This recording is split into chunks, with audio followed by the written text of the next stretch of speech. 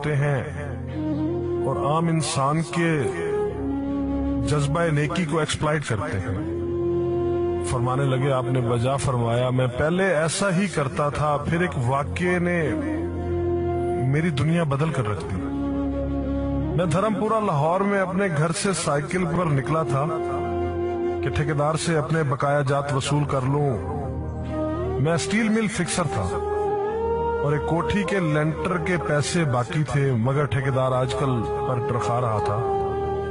میں سائیکل پر جا رہا تھا کہ ایک شخص اپنا بچہ فٹ پاتھ کے کنارے لٹائے ہسپتال پہنچانے کے لیے ٹیکسی کا کرایہ مانگتا پھر رہا تھا۔ وہ کبھی کسی پیدل کا بازو پکڑ کر ہاتھ جوڑ دیتا، میرا بچہ بچا لے، مجھے ٹیکسی کا کرایہ دے دے، تو کبھی موٹر سائیکل والے کو ہاتھ دے کر روکتا، کبھی کسی کار والے کے پیچھے بھاگتا کہ وہ کار میں اس کے بچے کو ہسپتال پہنچا دے۔ کوئی رکتا تو کوئی نہ رکتا، جو رکتا وہ بھی اسے گھور کر دیکھتا اور آپ والی سوچ کر اسے ڈانٹتا، کام کر کے کھانے کی نصیحت کرتا اور آگے نکل جاتا۔ میں جو سائیکل سائیڈ پر روکے ایک پاؤں زمین پر ٹیکے اس کا تماشا دیکھ رہا تھا، اچانک اس کی نظر مجھ پر بھی پڑی۔ اس نے میری سائیکل کا ہینڈل پکڑ لیا۔ بھائی جان خدا کے لیے میرے بچے کی زندگی بچا لی، اس کو سخت بخار ہے، آپ نیچے اتر کر اس کو دیکھ تو لیں، آپ کو یقین آ جائے گا۔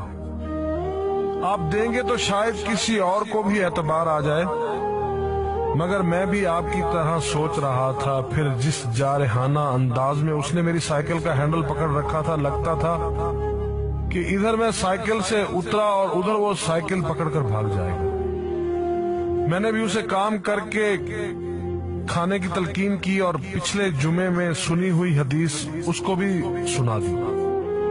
کما کر کھانے والا اللہ کا دوست ہوتا ہے، اور اپنا ہینڈل چھڑا کر بڑبڑاتا ہوا آگے چل پڑا۔ حرام خور ہمیں بے وقوف سمجھتے ہیں۔ 2-3 گھنٹے کے بعد جب میں بقایا جات وصول کر کے واپس آیا تو وہ ابھی اسی جگہ کھڑا مانگ رہا تھا۔ بچے کو اب وہ سڑک کے پاس لے آیا تھا اور اس کے چہرے سے کپڑا بھی اٹھا رکھا تھا، وہ دھاڑے مار مار کر رو رہا تھا۔ اب وہ بچے کے کفن دفن کے لیے مانگ رہا تھا۔ میں نے سائیکل کو روک کر پاؤں سے نیچے ٹیکا اور میت کے چہرے کی طرف دیکھا۔ پھول کی طرح معصوم بچہ زندگی کی بازی ہار گیا تھا۔ میرے رونگٹے کھڑے ہو گئے۔ میں نے جیب میں جو کچھ تھا بقایا جات سمیت سب بغیر گنے نکال کر باہر پھینکا، اور اس سے پہلے کہ اس کا باپ میری طرف متوجہ ہو، سائیکل اس تیزی سے چلا کر بھاگا گویا سارے لاہور کی بلائیں میرے پیچھے لگ گئی ہوں۔ میں گھر پہنچا تو میرا برا حال تھا۔ تھوڑی دیر بعد مجھے بخار نے آ گھیرا۔ بخار بھی کچھ ایسا تھا گویا میرے سارے گناہوں کا کفارہ اسی بخار سے ہونا تھا۔ گھر والے مجھے ہسپتال کے لیے لے کر نکلتے اور میں چارپائی سے چھلانگ لگا دیتا۔ مجھے ہسپتال نہیں جانا تھا، میں اسی بچے کی طرح ایڑیاں رگڑ رگڑ کر مرنا چاہتا تھا۔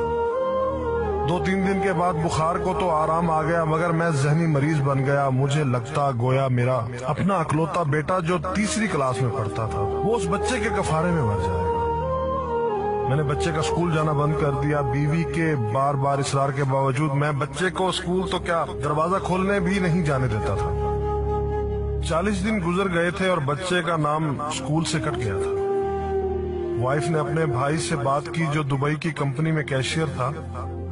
اس نے مجھے باہر بلانے کے لیے پاسپورٹ بنانے کو کہا، مگر ایک تو میں شناختی کارڈ بھی پیسوں کے ساتھ نکال کر بچے کی میت پر پھینک آیا تھا، دوسرا میں خود بھی بچے کو اکیلا چھوڑ کر باہر نہیں جانا چاہتا تھا۔ وہ 40 دن قیامت کے 40 دن تھے۔ 40ویں دن 10 بجے کے لگ بھگ ہمارے گھر کا دروازہ بجا۔ دروازہ میں نے خود ہی کھولا اور سامنے اس بچے کے باپ کو دیکھ کر مجھے چکر آ گیا۔ مجھے لگا جیسے ہم دونوں آمنے سامنے کھڑے خلا میں چکر کاٹ رہے ہیں۔ درمیان میں بچے کا چہرہ بھی آ جاتا۔ میری کیفیت سے بے خبر اس باپ نے مجھے دبوچ لیا اور پھوٹ پھوٹ کر رونا شروع کر دیا۔ وہ کچھ کہنے کی بجائے میری ٹھوڑی کو ہاتھ لگاتا اور اسے چوم لیتا، جبکہ میں پتھر کا بت بنے اس کی گرفت میں تھا کہ اچانک مجھے جھٹکا لگا اور میری چیخ کچھ اس طرح نکلی جیسے کسی کو پانی پیتے وقت اچھو لگ جاتا ہے۔ और पानी उसके मुंह और नाक से बह निकलता है। मैं उस बच्चे के बाप को सख्ती के साथ सीने से लगाए यूं रो रहा था, गोया उसका नहीं बल्कि मेरा बच्चा मर गया है। हमारे रोने से घबराकर पूरा मोहल्ला इकट्ठा हो गया था। आहिस्ता आहिस्ता 40 दिनों का गुबार निकला। उसको मैं घर में लेकर आया। मोहल्ले वाले भी आ गए थे, जिन्होंने उस आदमी से बहुत अफसोस किया।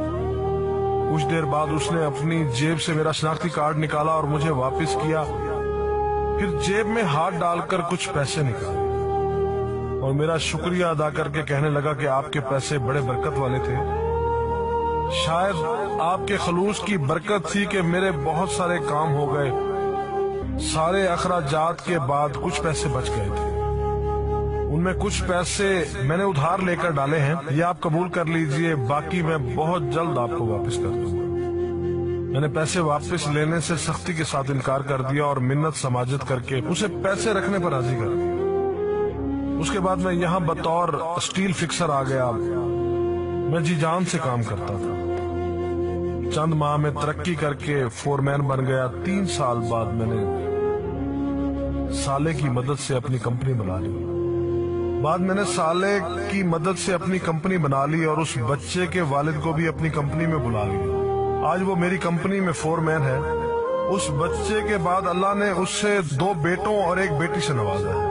मैं उसे आपसे मिलवाऊंगा, मगर उसे साइकिल वाला किस्सा मत बयान कीजिए। वो आज तक नहीं पहचाना कि मेरी साइकिल रोककर उसने मुझसे सवाल किया था। वो मुझे वलीउल्लाह समझता है, जिसने उस बच्चे की लाश देखकर सब कुछ निकाल कर दे दिया। कारी साहब, उस दिन के बाद मैं किसी को खाली हाथ नहीं लौटाता। कारी साहब, उस दिन के बाद मैं किसी का हाथ खाली नहीं लौटाता।